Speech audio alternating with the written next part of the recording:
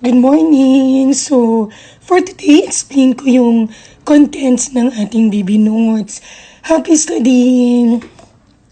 Sa first page ng notes, syempre ito yung alam na alam natin. ABO, forward grouping, and reverse grouping. For forward grouping, we want to know kung anong antigen meron ng patient's red cell. So, anong pinaka-reagent natin dito? Known anti-sera, anti-E, at saka anti-B. For reverse grouping, gusto nating malaman kung anong antibody meron ng patient's serum or plasma. So, anong pinaka-reagent natin dito? Known cell, A cell, and B cell. Another, yung common phenotype and the possible genotype of each phenotype. Another, sa first page, yung ABH gene. Anong kinukode ng ABH gene? They code for a glycosyl transferase enzyme. The H gene codes for fucosyl transferase that will catalyze the addition of fucose to our precursor substance, forming the H antigen. The H gene codes for N-acetyl galactosamyl transferase, and B gene codes for D-galactosyl transferase. Na-mention din natin sa discussion natin kay Ma'am Leah, yung dalawang, Ma'am Dayan, pares kasi kaming Leah, yung dalawang subgroup ng A. We have yung A1 at saka A2 subgroup. Yung A1 subgroup, meron siyang A at saka A1 antigen, which is the reason bakit ito yung may reaction. Correct ko lang ha. Sorry. Siya yung may A at saka A1 antigen, which is the reason bakit ito yung may reaction with the anti-A1 lectin, which is the lechos biflorus. Yung mga A1 individual, marami silang A antigen. Therefore, kakaunti yung H antigen nila. Bakit? Majority ng H ay na-consume in the production of A antigen, which is the reason of the different phenotypes. Yung A1 at saka A1B phenotype, silang may pinakakonting H antigen. Dahil kakaunti yung H antigen, yung mga A1 and A1B individual, pwede sila mag-produce ng anti-H. So, sino tong group A na to na pwede mag-produce ng anti-H? We have yung A1. Yung mga A2 individual naman, meron silang A antigen. Wala silang A1, which is the reason bakit walang reaction with the lechos biflorus. Yung mga A2 individual, kakaunti yung A nila. Therefore, maraming unconverted na H, which is the reason next to Group O, sino may pinakamaraming H antigen? Yung A2 individual. Dahil walang A1 antigen, yung mga A2 individual, pwede sila mag-produce ng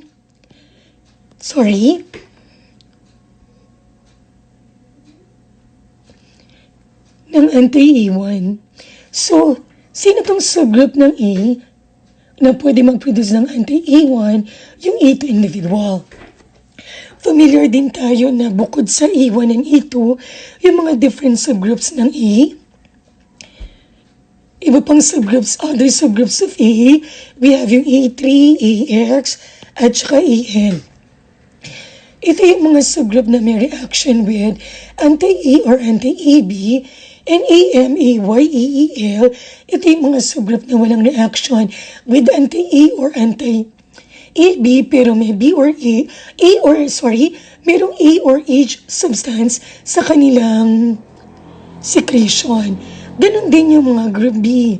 Yung mga group B, ano yung mga different subgroups ng B? We have yung B3, BX, sila yung mga subgroup na may reaction with anti-B or anti-AB. BM, BEL, walang reaction with anti-B and anti-AB, pero may B or H substance sa kanilang secretion. Next, we have yung bomb B phenotype. Para makapag-produce ng A at saka B antigen dapat na inherit mo. Yung H gene. Yung mga individual na hindi na inherit, yung H gene, kahit pa mayroong A at saka B gene, ay hindi magpuproduce ng A at saka B antigen. So, yung mga Bombay individual, hindi nila na-inherit ang H gene. So, walang formation ng A, B at saka H antigen. Dahil walang A, B, H antigen yung mga Bombay individual, may anti-A, anti-B, at saka anti-H. Ngayon, sa routine blood typing, yung mga Bombay individual can be mistyped as for group O. So, paano mo i-differentiate ang Bombay from a true group O individual? Pwede tayong gumamit ng anti-H lectin. Kapag na-mention yung anti-H lectin, ano na nga yung source ng anti-H lectin? Huwag kakalimutan, Ulex europaeus. Kaninong red cell ang may reaction or agglutination with anti-H yung mga group O red cell? Bakit? Kasi yung mga group O red cell increase yung H antigen. Yung mga Bombay individual, walang H antigen, so walang reaction with anti-H. What about with O cell? Sa reverse grouping, kaninong serum or plasma ang i-agglutinate yung O cell? Yung Bombay individual. Bukod sa anti-E, anti-B, yung mga Bombay individual, may anti-H na i-agglutinate yung mga O cell. Huwag kakalimutan. Pag Bombay ka, kaninong blood ang pwede mo lang ma-receive? Bombay individual. Hindi ka pwedeng bigyan ng group O red cell kasi sisirain mo lang ang group O red cell. Kasi mga group O red cell increase ang H, yung mga Bombay individual naman, meron silang anti-H. Yung ABE substances are also present in secretion depending on the secretor status. 80% ng population are secretor, only 20% are non-secretor. So, kapag may problem ang blood typing, pwede natin i-blood type using their secretion. Kung ako isang A-secretor, anong substance meron sa aking A secretion? A at saka A substance. Kung ako isang B secretor, meron akong B at saka A substance sa aking secretion. Kung ako ay AB secretor, meron akong A, B at saka A substance sa aking secretion. Now, kung ako ay O secretor, wala. O secretor, only the H substance, non-secretor, none. Kung ako'y O secretor, H only, non-secretor, none. Ngayon naman pag-usapan natin yung mga acquired phenomenon or acquired antigen. For acquired A, anong cause nito? This can be due to Proteus mirabilis infection or TN activation. Yung TN activation is a form of polyagglutination. Acquired B phenomenon, infection with E. coli, O86 strain Proteus vulgaris, mirabilis is acquired A, Proteus vulgaris acquired B, intestinal obstruction and carcinoma of the colon and the rectum. Ito yung huwag kakalimutan. Yung acquired B phenomenon occurs only in group A,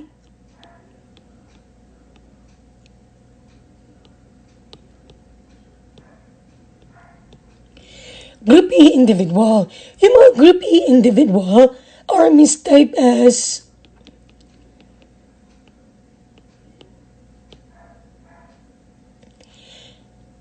AB in forward grouping. Pero through Group A, so merong siyang antibody sa kanyang serum or plasma, meron siyang anti-B. So, acquired B phenomenon occurs only in Group A individual. So, forward grouping they are mistyped as AB.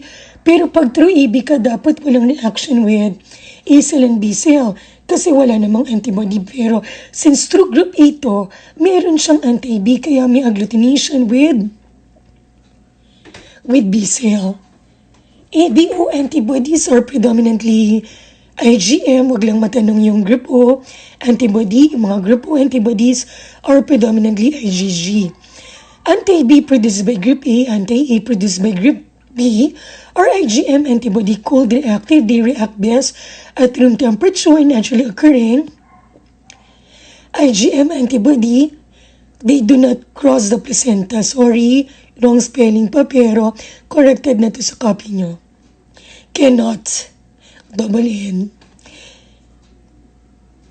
Pag na-mention naman yung mga group O antibodies, yung mga group O, meron silang anti-E, anti-B, and anti-AB. Yung mga group O antibodies are predominantly IgG in nature, warm reactive. They react best at what temperature? 37. They are immune antibodies since they are IgG in nature.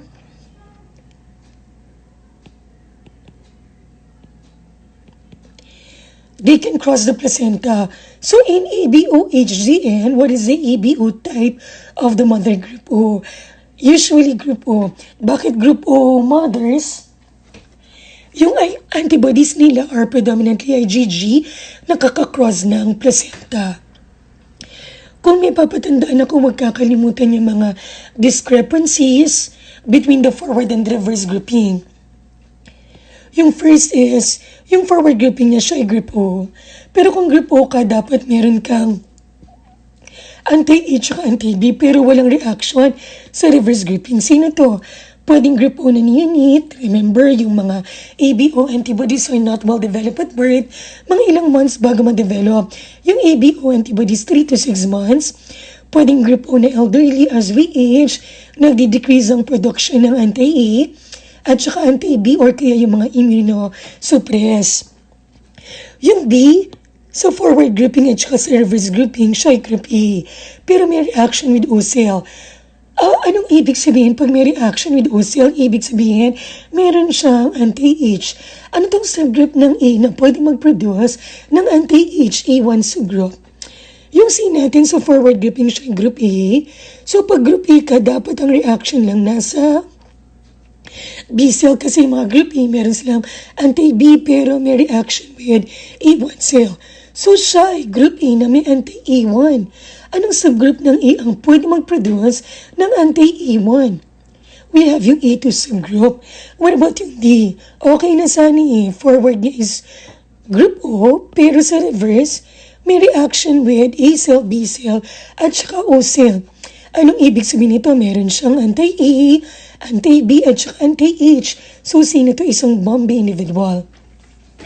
Pag lahat naman ng siya may reaction, forward at saka reverse, even yung auto-control, pwede nating sabihin baka rulo. So, anong remedy for rulo? Saline replacement. Or kaya cold antibodies. So, dito yung mga tube pwedeng i-warm.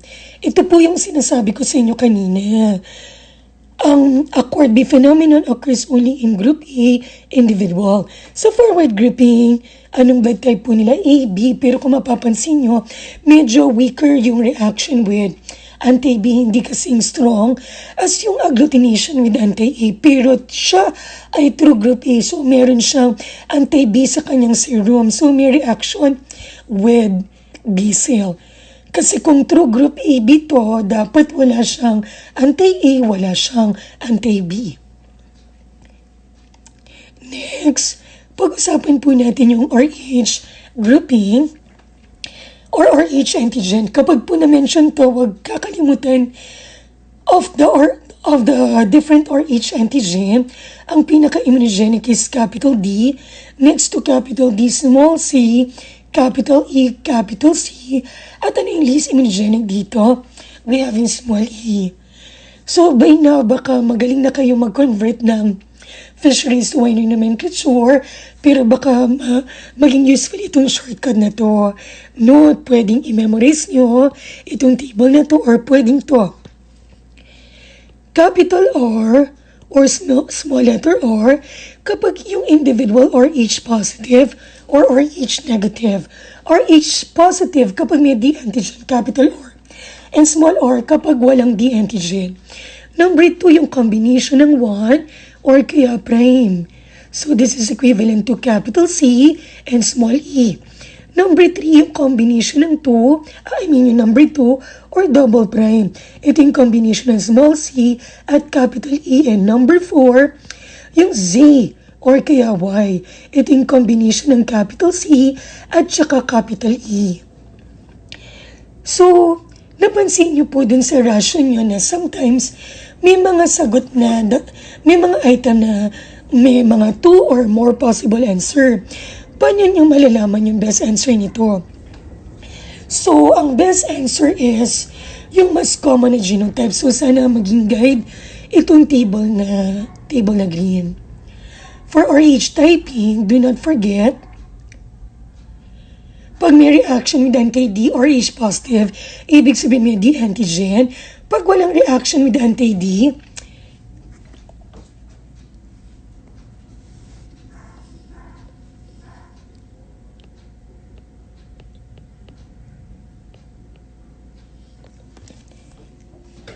hindi po kagad i-report as RH negative.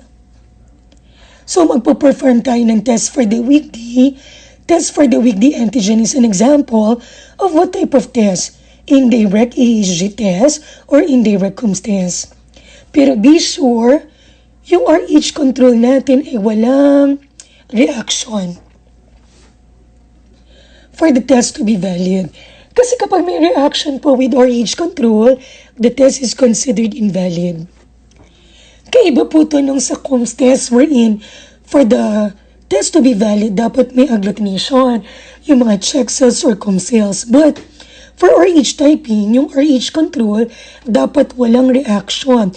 Kasi kapag may reaction yung RH control, the test is considered invalid. Ano po yung tatlong mechanism ng weak D phenomenon or weak D antigen? Genetic weak D, inheritance of a gene that codes for the weakened expression of the D antigen. In genetic weak D, the D antigen is complete but few in number. Partial D or mosaic D, one or more parts of the D antigen is missing. Ito po yung type ng weak D na pwede mag-produce ng antibody and antibody against the missing fragment. So, pag tinanong po tayo na may halimbawa, may individual RH positive pero may anti-D, so siguro CV answer natin dito, siya ay partial D or mosaic D. And another, we have yung positional effect whenever ang capital C is found on the transposition. With capital D, meron po tayong weak D. So pag sinabing trans, opposite haplotype. Whenever ang capital C is in trans to D. Pag cis po, normal expression ng D antigen. Anong characteristic ng RH antibodies? They are IgG nature, they react best at both temperature, 37, they are immune antibodies. So, kailan ka magpuproduce nito? Only if exposed to red cell na merong D antigen. Although IgG nature, they do not bind the complement. Kasi ang secret pala dito yung mga RH antigen, they are positioned very far from each other. So kapag nag-attach po dito yung IgG antibody, hindi kaya ng C1q i-bridge yung dalawang FC kasi magkakalayo nga po yung RH antigen sa red cell. Since hindi nagbabind ng complement, RBC destruction is extravascular. RH, HDN, particularly yung anti-D, ito po yung type ng HDN na pinaka-severe. Whenever yung mother dito RH negative at yung child RH positive. Kailan po ito nag-occur? Sa second pregnancy. So, dapat ma-prevent po ito. Pwede po tayo magbigay ng Rogam. So, yung Rogam or consists of purified anti-D, administration of Rogam, is an example of what type of immunity passive. Kasi ano pong binigay natin? Antibody. Pero bago magbigay ng Rogam, Ang nanay RH negative, ang bata RH positive. So, dapat muna nating i-check for the amount of fetal-maternal bleed. Ang screening test po for fetal-maternal bleed is the Rosette test. Kapag positive po ito, tsaka po tayo magpo-perform ng quantitative test for fetal-maternal bleed. Bblec-Notes test or flow cytometry kasi i-compute po natin yung number of vials na ibibigay. Ngayon, kapag ang Rosette test is negative, magbibigay pa rin po tayo ng isang vial kasi ang question po dito yung sensitivity ng Rosette test. Una po muna, qualitative test, screening test, Rosette. After yung quantitative, tsaka po magbibigay or magko-compute ng number of Rogam vial. Sakaling ang Rosette test ay negative, magbibigay pa rin po tayo ng isang vial ng Rogam. Pag-usapan naman po natin yung LE. Bukod sa ABO at saka RH, ano pa yung mga example or yung ibang blood group? Unang-una po dito yung LE. They are not considered as red cell antigen because LE antigen are produced by tissue cell. They are adsorbed from plasma to the red cell membrane. For LE antigens, we have LEA at saka LEB. Yung LEA, kailan nagiging LEB? Sa red cell kapag ang individual ay isang secretor. Check po natin na may 4 na individual. Yung first individual na inherit niya yung ABH, pero hindi niya na-inherit ang dominant LE gene. Hindi rin po niya na-inherit ang dominant secretor gene. So, wala po siyang ABH substances sa kanyang secretion. Yung secretor, inaapektuhan lang po nito yung formation ng ABH substances sa secretion, pero hindi sa red cell. Since na-inherit niyang ABH gene, meron siyang ABH antigen sa kanyang red cell. AH kung group A, BH kung group B, ABH kung group AB, H kung group O. Pero since hindi niya inherit yung dominant LE antigen, anong LE phenotype niya? LEA minus B minus phenotype. Yung second individual, na-inherit ang ABH antigen, pero hindi pa rin po na-inherit ang dominant LE, pero this time yung second individual is a secretor. Anong substance meron siya sa kanyang secretion? ABH, kasi siya ay isang secretor. Anong kanyang red cell phenotype? ABH LEA minus B minus, kasi hindi po niya na-inherit ang dominant na LE gene. What about yung fourth individual? Na-inherit ang ABH gene, na-inherit din ang dominant LE gene, pero siya ay non-secretor. Ano po ang kanyang red cell phenotype? ABH, LEA positive B minus. Bakit? Kasi na-inherit po niya ang dominant LE gene. Pag na-inherit mo po ang dominant LE gene, meron kang LEA sa inyong red cell at LEA sa kanyang secretion. Pag tinanong po anong substance, meron ng third individual sa kanyang secretion, LEA. What about yung fourth individual? Yung fourth individual na inherit po, ang ABH, ang dominant LE gene at ang dominant secretor gene. Anong kanyang LE phenotype? LEA minus B plus. Bakit ganito po? Kakaturo lang po natin na kapag ikaw ay isang secretor, ang LEA sa red cell mo ay nagiging LEB. So, inheritance of the dominant LE gene and the dominant secretor gene will produce what phenotype? LEA minus B plus. Anong substance po meron po sa kanyang secretion? ABH, LEA, tsaka LEB. Talagang may LEA ang LEA ay nako-convert lang to LEB sa kanyang red cell. Pero sa kanyang secretion, nandun po ang LEA tsaka LEB. Katulad po nang na-mention natin, yung mga LE antigen are not considered as red cell antigen because they are not produced by the red cell. They are produced by the tissue cell. They are only adsorbed from plasma to the red cell membrane. At pag tinanong ano yung antigen or phenotype na nag-change during pregnancy, libis yun. Yung mga LE antigen, they exhibit decreased expression during pregnancy. Anong karakteristik po ng antibodies? They are IgM in nature, hindi nakakakross ng placenta, hindi nakakakos ng HGN. They are not considered significant in transfusion medicine. Another, we have yung MNS antigen. MNS antigen are located on glycophorin A of the red cell. Remember, yung glycophorin A contains sialic acid responsible for the negative charge of the red cell membrane. MNS antigen, they only differ by 2 amino acid position. So position 1 and 5. For M antigen, sa position 1, we have serine. So 5th amino acid position, we have yung lysine. For N antigen, instead ng serine, leucine, sa position 1 and glutamic acid, sa 5th amino acid position. They are well developed at birth and they are easily destroyed by enzyme. Kung may papatandaan po ako, ano po yung dalawang major blood group destroyed by enzyme? MNS at DAFI. Capital S and small s antigen are located in glycophorin B of the red cell membrane. They only differ by 1 amino acid position sa 29th amino acid position. For capital S, we have methionine. For small s, we have threonine. What about yung mga antibodies? Anti-M, what antibody is enhanced by acidification?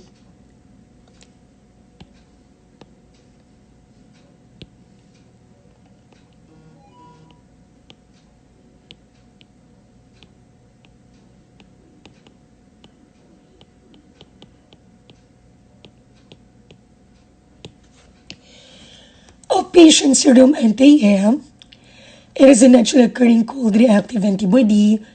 It could be IgM or IgG in nature. They do not react with enzyme-treated red cell. Anti-M is pH dependent. It reacts best at pH of 6.5. Nearly neutral, pero nasa acidic side pa rin, and some examples react only to cell exposed to glucose solution. pH dependent, glucose-dependent antibody, huwag kakalimutan, anti-M.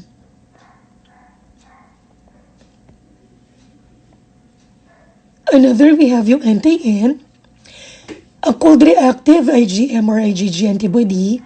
Although some are IgG nature, anti-N, similar to anti-M, is a rare cause of HGN. An anti-N-like antibody has been found in patient dialyzed with formaldehyde. Anong ginagawa po ng formalin? Ina-alter ang N antigen, causing this patient to produce an anti-N-like antibody.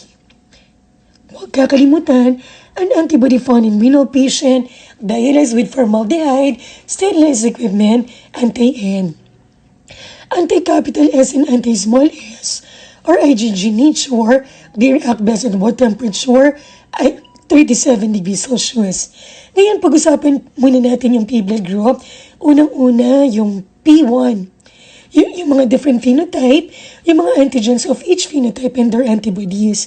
Pero huwag kakalimutan, pag tayo po itinanong, ano yung antigen that deteriorate?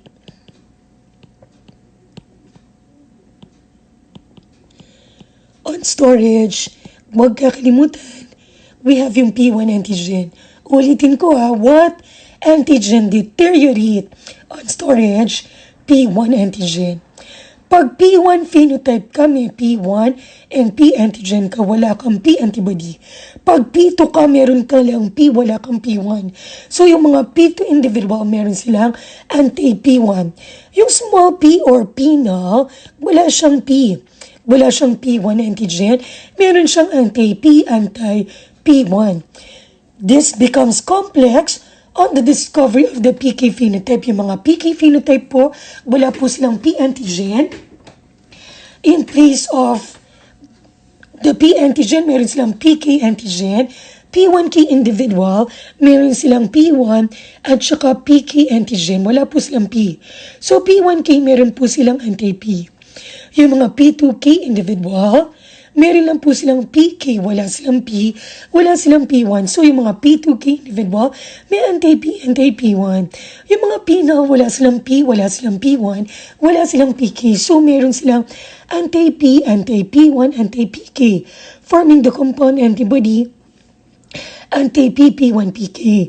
Now, anong other name for anti-PP1PK? Anti-PP1PK is also known as anti-TGA. Now, sino yung producer ng anti-TGA? Yung small p or penal individual. Ngayon naman po pag-usapan natin yung mga P antibodies. We have yung anti-P1. Yung anti-P1 is found on P2 individual and P2K individual. Wala po kasi silang P1 antigen. But aside from P2 individual, it is also found in patient with hereditary disease. Remember, ang hereditary disease is caused by Echinococcus granulosus. So, pag tinanong po tayo, antibody of this specificity is found in patient with hereditary disease Echinococcus granulosus infection, anti-P1. Na-mention po natin yung anti-PP1PK, a compound antibody produced by small p or penal individual. Anti-PP1PK is also known as anti-TGA. Another, we have yung anti-P. Sino po yung producer ng anti-P? Yung mga PK, individual P1K, tsaka P2K. Remember, wala po silang P antigen. Pero kung may papatandaan po ako, an auto-anti-P is found in patient with PCH, paroxysmal cold hemoglobinuria. Remember, yung anti-P found in patient with PCH is also known as the biphasic hemolysin. Bakit po siya tinawag na biphasic hemolysin? At cold temperature, it attaches to red cell. At warm temperature, it causes red cell lysis. At ano yung test for anti-P or the biphasic hemolysin? Huwag kakalimutan the Donald-Landsteiner test.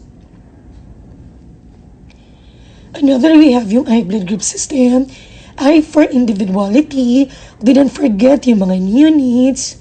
Anong predominant antigen ng mga neonates?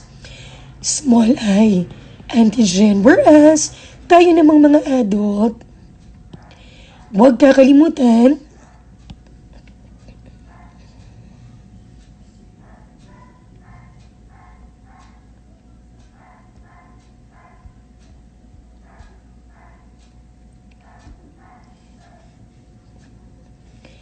pasensya na po yung mga neonates, elevated yung small I antigen, tayong mga adult, elevated yung capital I antigen. Ano pong tawag sa mga adult na increase pa rin yung small I antigen? I adult or yung tinatawag natin na negative phenotype. At ang isang halimbawa ng condition na elevated pa rin yung small I antigen, HEMPAS, hereditary erythroblastic multinuclearity with a positive acidified serum test. For I antibodies, huwag kakalimutan, yung anti-I, it is found in what condition? Huwag kakalimutan, cold hemagglutinin disease or cold agglutinin syndrome and in patients with PAP, primary atypical pneumonia. Cause of agent of primary atypical pneumonia, mycoplasma pneumoniae. So, pag tinanong po tayo, an antibody of this specificity is found in patient with mycoplasma pneumoniae infection, anti-capital I. What about yung anti-small I? Yung anti-small I is found in patient with IM and diseases of the lymphoid stem cell or yung mga lymphoproliferative disorder.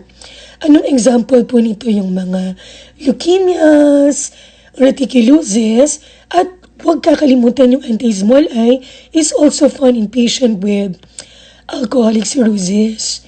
Naku, sa local boards, palagi po itong tinuturo sa mga student. IM, alcoholic cirrhosis, anti-small I.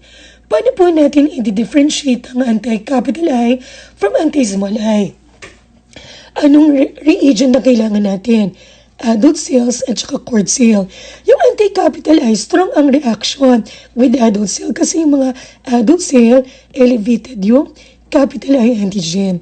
Yung anti-small I naman, weak or negative reaction with adult cell but strong reaction with cord cell. Bakit? Kasi yung mga cord cell, elevated po ang kanilang small I antigen. Another, we have yung KEL blood group. Huwag po sanang kakalimutan ninyong mga KEL antigen excluding ABO next to RH, second to RH in terms of immunogenicity. Another, we have yung Duffy blood group, Duffy E and Duffy B antigen. They are well developed at birth. Pero makakadetect ba tayo ng anti-Duffy A and anti-Duffy B using enzyme-treated red cell? Hindi, kasi mga Duffy antigens are destroyed by enzymes. Kung may papatandaan po ako, huwag kakalimutan, ano po yung dalawang major blood group antigen destroyed by enzyme? MNS at saka Duffy. Of the Duffy phenotype, huwag kakalimutan yung Duffy A minus, B minus phenotype. Yung mga individuals with this phenotype are resistant to malaria. Particularly to Plasmodium vivax, Duffy A and B antigen serves as receptor to Plasmodium vivax. So kung ang red cell niya ay walang Duffy A and Duffy B hindi makakapasok sa red cell, si Plasmodium vivax, huwag kakalimutan itong phenotype na to also serves as a marker for the black race. Makakadetect ba tayo ng anti-Duffy A and anti-Duffy B using enzyme-treated red cell? Naku, hindi. Bakit? Kasi yung mga Duffy A and B antigen are destroyed, they are inactivated by enzymes. We have yung KID blood group. For KID, we have yung JKE and JKB antigen. Similar to Duffy, they are well-developed at birth, but unlike your Duffy, they are enhanced by enzymes. Next, we have yung Lutheran blood group. Wala masyadong tatandaan except yung mga Lutheran antigens. They are poorly developed at birth. Adult levels are attained at the age of 15. Anti-Lutheran A and anti-Lutheran B could be an IgM, IgG or IgA antibody. Anti-Lutheran A reacts best at room temp. Then at 37, in contrast, ang anti-Lutheran B reacts better at 37 degrees Celsius. Ano pa po yung nakita natin dito? Yung mga different characteristic at reactivity ng mga antibodies, maging familiar. Another, at least itong table na to sana ma-memorize po natin. Huwag po sanang kakalimutan ano yung mga enhanced by enzymes. RH, Libis, KID, and P1. Inactivated or destroyed by enzyme, MNS Duffy. What antibody is enhanced by acidification of patient serum, anti-M. It reacts best at pH of 6.5, nearly neutral pero nasa acidic side pa rin. Ano naman yung mga nag-exhibit ng dosage? Ano po ba ang ibig sabihin pag sinabing dosage?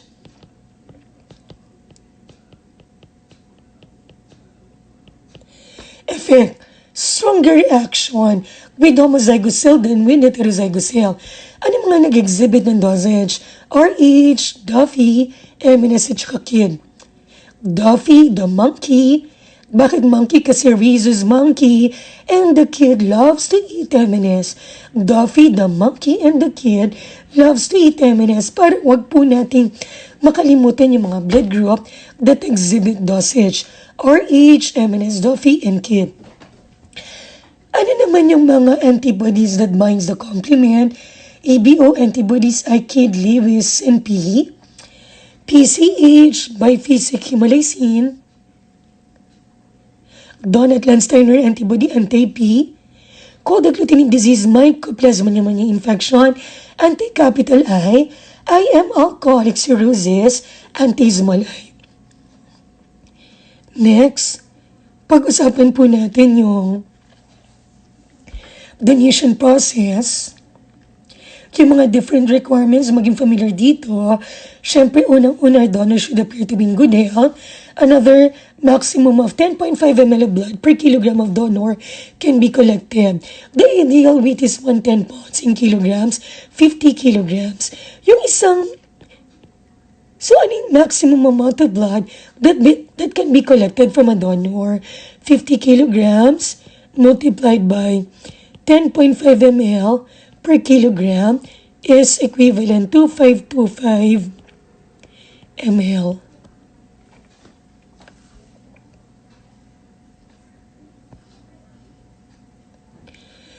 525 ml. Kapag 525 ml. Kapag underweight po ba ang donor, pwede po ba siya mag-donate? Pwede. Babawasan natin yung amount of blood to be drawn.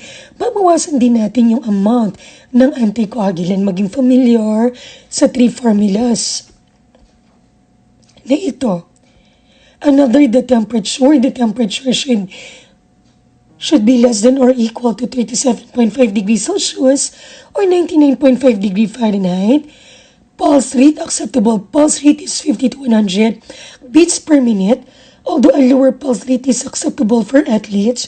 What about yung blood pressure? Blood pressure should not exceed 180, systolic pressure not to exceed 180 millimeter mercury, and diastolic pressure not to exceed 100 millimeter mercury. H&H, dati po magkapares yung male and female, 12.5 grams per deciliter hemoglobin and minimum of 38% hematocrit. Pero sa 7th edition ng Harmony, magkaiba na po pati po sa BOC. Pag female, 12.5, minimum of 12.5 grams per deciliter hemoglobin and minimum of 38% hematocrit. Pag male naman po, ang hemoglobin minimum of 13, hematocrit minimum of 39. Anong nakita niyo po? Sa next page, page 9, yung mga deferral.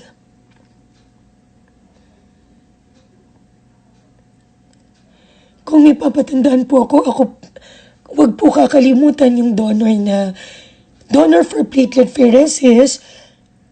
According to AABB, dapat aspirin-free for 48 hours. At yung donor na to, yung platelet count niya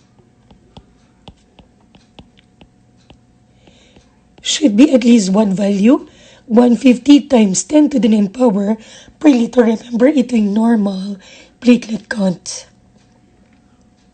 For autologous donation, safest blood that we can receive is our own. Walang fear na mahawa ng mga blood transmissible diseases because pag sinabing autologous donation, the donor is also the recipient of blood. What are the different requirements for autologous donation, particularly for pre-deposit donation? Number 1, there is no age limit. There is no strict weight requirement, provided we have to subtract 4 ml of blood for every pound below 110 pounds.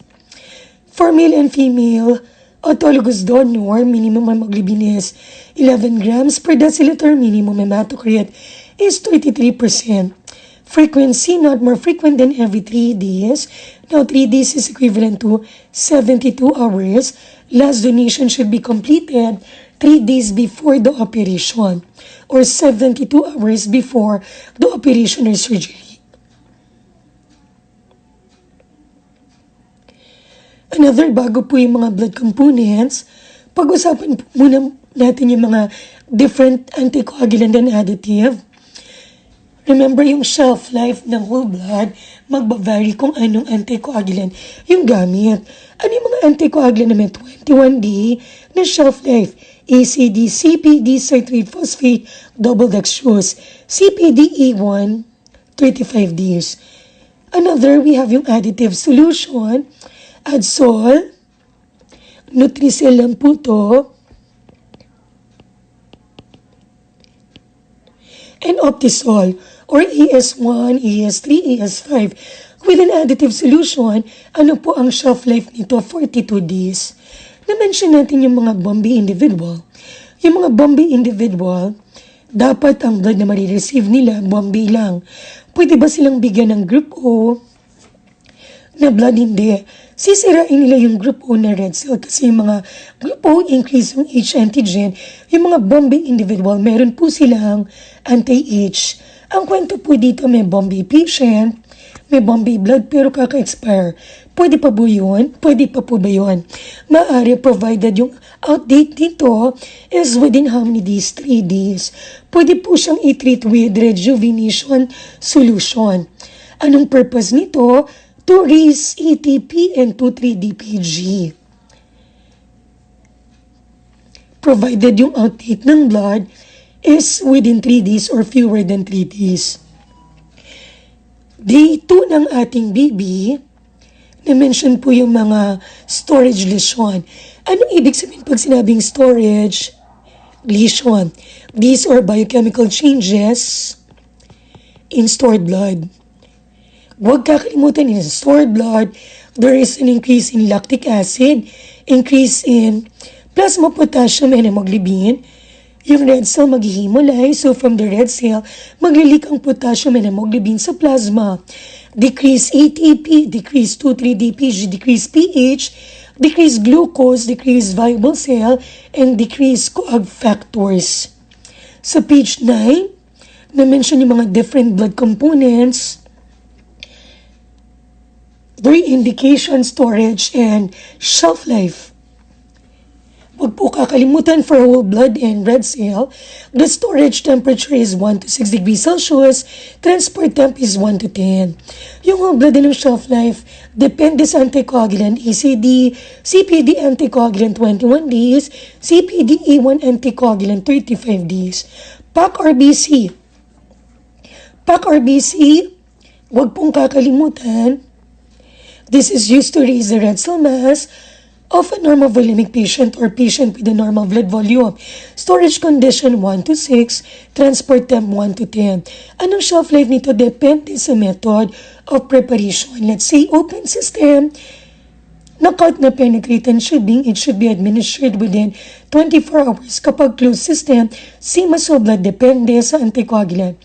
ACD, CPD anticoagulant 21 days, CPD A1 anticoagulant 35 days.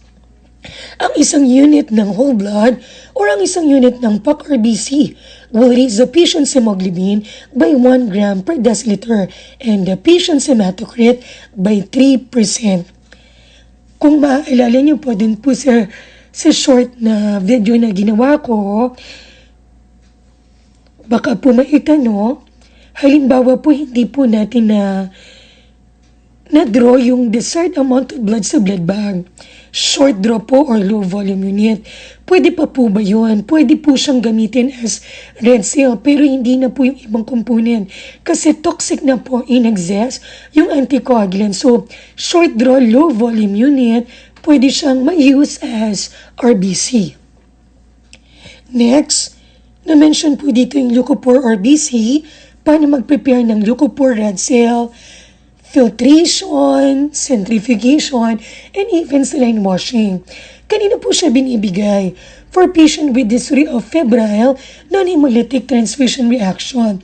Dito po yung patient mo ay may anti-leukocyte antibodies. Ayaw natin siya mag-react sa WBC ng patient. So, anong ibibigay? Leukophore RBC. Storage condition, 1 to 6 degrees Celsius. Pag open system, ano po to yung washing? It should be administered within 24 hours. Kapag closed system, let's say centrifugation, ang expiry po nito, simasol blood, depende sa anticoagulant. Another, we have yung wash RBC. Anong indication po ng wash RBC? This is to raise the red cell mass of patient with allergic anaphylactic transfusion reaction. Pag sinabing allergic, the donor's plasma contains foreign protein. Ayaw nating mag-react ang patient's IgE antibody against the foreign protein sa donor's plasma. So ano pong ibibigay natin? Wash RBC. Anaphylactic transfusion reaction. Yung patient nyo po dito ay IgE deficient na may anti-IgE. Pag ganito po, pwede tayong humanap ng donor na IgE deficient para wag mag-react yung anti-IgE ng patient sa IgE ng donor. So, ulitin ko po, dito po yung patient mo ay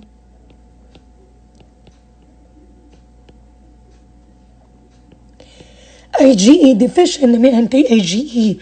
Huwag malilito po sa anaphylactic hypersensitivity. Pag gano'n naman po, ang immune mediator nito IgE. Pag anaphylactic transfusion reaction, ang patient natin ay IgE deficient na may anti-IgE. So, tatanggalin ng plasma kasi nandun po yung mga immunoglobulin. Pwede tayo magbigay ng wash, RBC, Anong storage condition? 1 to 6 degrees Celsius. At dahil open system, it should be administered within 24 hours.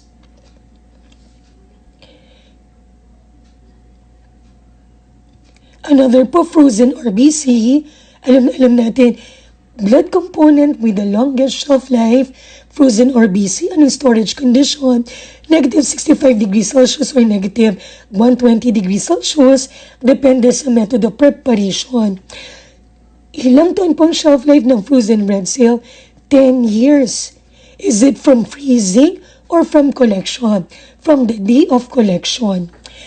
Ang frozen or BC po, 10 years. The glycerol's red cell, ito po yung winash natin yung red cell para matanggal yung glycerol. Open system na po to, so kailangan po siyang ma-administer within how many hours? 24 hours. Another na-mention yung platelet concentrate. For platelet concentrate, we have yung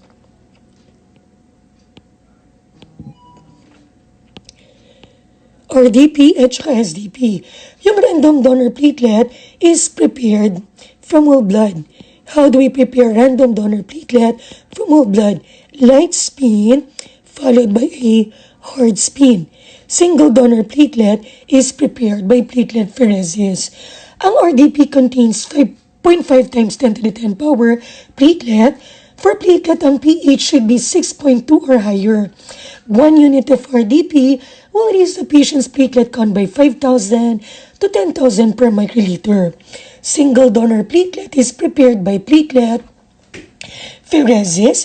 It contains 3.0 times 10 to the 11 power platelet. Tama po, mas marami po siyang platelet na laman compared sa RDP. Ang isang SDP is equivalent to 6 to 8 RDP. For RDP and SDP, ang pH is 6.2 or higher. 1 unit of SDP will raise the patient's platelet count by 30,000 to 60,000 per microliter. For both RDP and SDP, storage condition for platelet 20 to 24 degrees Celsius with continuous agitation. At this condition, ilang days pong shelf life ng platelet? 5 days. Huwag kakalimutan, shelf life of 5 days, pero pag na-mention po yung pooled platelets, yung mga pooled platelets should be administered within how many hours? 4 hours unless ma-mention po yung closed system. So, meaning po may na-mention po kasi na bagong technology of pooling the platelet in a closed system. So, kapag na-mention po yung closed system, 5 days, pero pag wala naman po, 4 hours. Pooled platelet should be administered within 4 hours. Huwag pong malilito yung fresh frozen plasma contains plasma and all coagulation factors. Storage condition for fresh frozen plasma, negative 18 degrees Celsius or colder. At this condition, 1 year. At negative 65, mas malamig, 7 years. Bago po ibigay sa patient, ito to. Now, tooth plasma should be administered within 24 hours. Another, we have yung cryoprecipitate.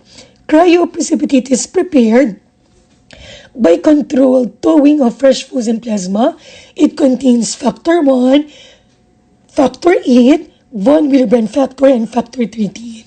So, kanino po binibigay yung cryoprecipitate? For fibrinogen deficiency, hemophilia A von Willebrand disease, and factor 13 deficiency. Ano pong storage condition? Negative 18 degrees Celsius or colder. Pero pag nato po ito, sa room temp na lang po, hindi po nire-ref katulad ng fresh frozen plasma. Kasi pag nire-ref po natin, magpo-precipitate ang factor 8. At negative 18, ilang taon pong shelf life ng cryo? 1 year. Wag po mamimix up, yung thawed cryoprecipitate should be administered within 6 hours. Cryoprecipitate after thawing and then pooling should be administered within 4 hours. Ulit po, thawed plasma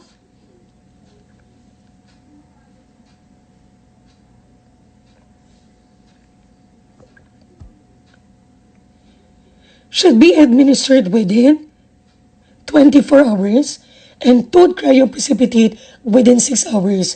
Now, cryo after thawing and then pooling should be administered within 4 hours. Another, we have yung granulocyte concentrate for patient with life-threatening infection unresponsive to antibiotic. Yung granulocyte concentrate is prepared by platelet pheresis.